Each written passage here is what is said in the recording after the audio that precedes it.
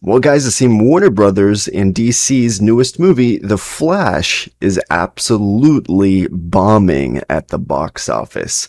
And I mean, there's probably a variety of reasons. People just over superhero films. The lead actor being Ezra Miller, who's totally cringe and makes for a terrible Flash, in my opinion. And I'm sure many others share that opinion as well as Ezra Miller going on a crime spree doing heinous acts throughout the past long while. They try to quiet down the controversy and push this movie back a little bit and say that Ezra was just going to rehab and all that good stuff. But yet he was never punished or ever got any consequences for his actions because he's a special Hollywood boy, huh? So now on the Monday after the opening weekend of The Flash, it's not looking good. The Flash is one of the DCU's worst box office openings ever. And this is pretty bad for Warner Brothers because the Flash movie here has cost them a lot. It's been in development for years, actually years. They planned this starting like 10 years ago or something like that. And it's had reshoots and rewrites and a lot of stuff, a lot of money into this. And not to mention, even the CGI in the movie looks a little shoddy at times, right? And this article from Screen Rant goes on to say that the box office opening looks like a total box office flop. And despite the heavily focused marketing and rave reviews, nonsense. If you bring out celebrities and they're like, this is the best superhero movie I've ever seen. Or the creator himself comes out and is like, this is actually one of the best movies I've ever seen. Well, you can't really trust them, you know. Just like you shouldn't trust critics overall, and just take the audience score into account. The fans are really what matters. I don't think the Flash movie is probably that bad. I think it's probably just mid, but in reality, mid doesn't really cut it, it seems, for superhero films these days. Perhaps that could be a factor of why many people just aren't tuning in to see it. It also takes a classic good comic story called Flashpoint and sort of changes it and rewrites it to be more woke and progressive, so that is unfortunate that it does that as well.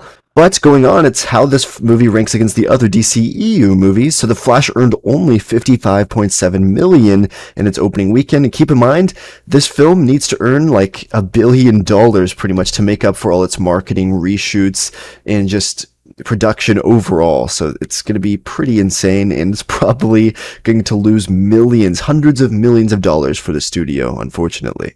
And it goes on, the only DCEU film to earn less than The Flash in their opening weekends were Shazam, Birds of Prey, which is terrible, Shazam Fury of the Gods, which actually wasn't that bad, The Suicide Squad, that was alright, and Wonder Woman 1984, which was absolutely terrible. And the latter two being during the height of COVID, but yeah. And of course, The Flash also ranks well below the DCEU's average opening weekends, so that is rough. And of course, everyone's wondering, what does this mean for the future of the DCEU under James Gunn? Because of course, he's sort of rebooting it, starting with I think he's starting with Superman or so, and maybe like 2025, I think.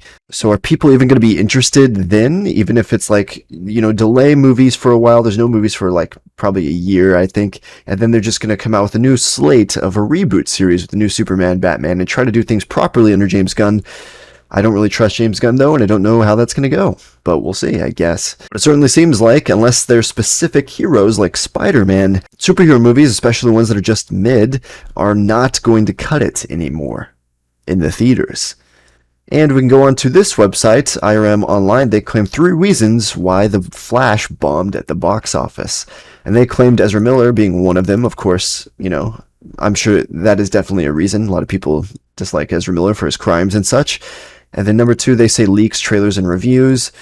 Of course, they've kind of put on a fake show of saying it's amazing. All the reviews just praise it pretty much, even known actors coming out and praising it and stuff like that. Probably seemed kind of fake, Leaks, I don't really think leaks played too much of a factor. I think it would just pique curiosity, even if people heard rumors and stuff like that. And people who were going to go look up leaks in the first place would have done so anyways.